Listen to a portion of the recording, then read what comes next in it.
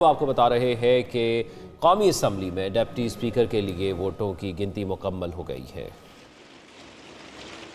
سید غلام مصطفیٰ شاہ صاحب is declared to have been elected as the Deputy Speaker of the National Assembly of Pakistan.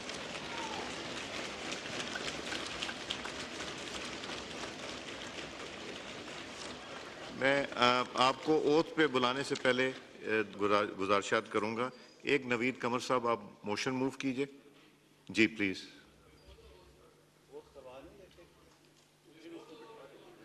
چلیں آپ oath لے لیجئے، پھر اس کے بعد کر دیجئے گا، اور یہ پرائم منسٹر کے الیکشن کا شیڈیول بھی کر دیجئے گا۔ شاہ صاحب اگر آپ برا نہ مانگیں تو آپ تشریف لا سکتے ہیں۔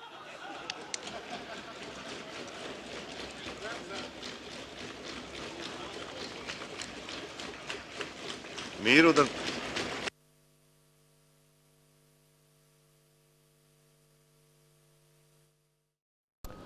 اس وقت آپ کو آگاہ کر رہے ہیں قومی اسمبلی کے ڈپٹی اسپیکر کے انتخاب کے لیے اب ووٹنگ کا عمل مکمل ہو گیا تھا۔ گنتی مکمل 197 ووٹ غلام مصطفیٰ شاہ نے حاصل کیے ہیں اور قومی اسمبلی کے ڈپٹی اسپیکر وہ منتخب ہو گئے ہیں۔ پیپلز پارٹی کے غلام مصطفیٰ شاہ نے 197 ووٹ حاصل کیے ہیں اور ڈپٹی اسپیکر قومی اسمبلی وہ منتخب ہو گئے ہیں۔ ان کے مد مقابل جنید اکبر تھے جنہوں نے ووٹ جو حاصل کیے ہیں ان کی تعداد بھی اسپیکر کی جانب سے بتائی گئی ہے، لیکن ابھی اس وقت اوور ٹیکنگ کا یہ مرحلہ جاری ہے اور ڈپٹی اسپیکر کا جو ہے وہ اوتھ لے رہے ہیں۔ اسپیکر ایاز صادق ان سے حلف لے رہے ہیں۔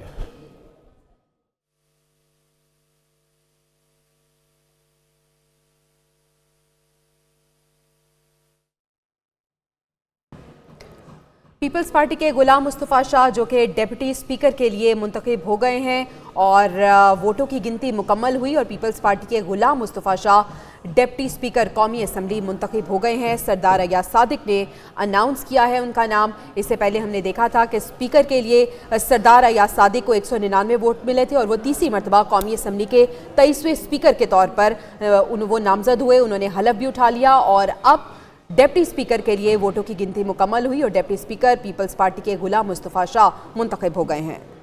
حلف اٹھاتا ہوں صدقِ دل سے حلف اٹھاتا ہوں کہ میں خلوص نیت سے پاکستان کا حامی اور وفادار رہوں گا، پاکستان کا حامی اور وفادار رہوں گا کہ جب کبھی مجھے بحیثیت اسپیکر قومی اسمبلی اسپیکر قومی اسمبلی کام کرنے کو کہا جائے گا اور اپنے فرائض و کارہائے منصبی اور میں اپنے فرائض و کارہائے منصبی ایمانداری اپنی انتہائی صلاحیت اور وفاداری کے ساتھ اسلامی جمہوریہ پاکستان کے آئین اور قانون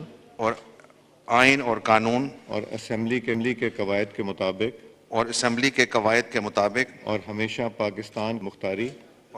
پاکستان کی خود مختاری سالمیت استحکام یکجہتی اور خوشحالی کی خاطر انجام دوں گا کہ میں اسلامی نظریے کو برقرار رکھنے کے لیے کوشاں رہوں گا جو قیام پاکستان کی بنیاد ہے کہ میں اپنے ذاتی مفاد کو اپنے سرکاری کام یا اپنے سرکاری فیصلوں پر اثر انداز نہیں ہونے دوں گا کہ میں اسلامی جمہوریہ پاکستان کے آئین کو برقرار رکھوں گا اور اس کا تحفظ اور دفاع کروں گا اور یہ کہ میں ہر حالت میں ہر قسم کے لوگوں کے ساتھ بلا خوف و رعایت اور بلا رغبت و عناد قانون کے مطابق انصاف کروں گا۔ اللہ تعالیٰ میری مدد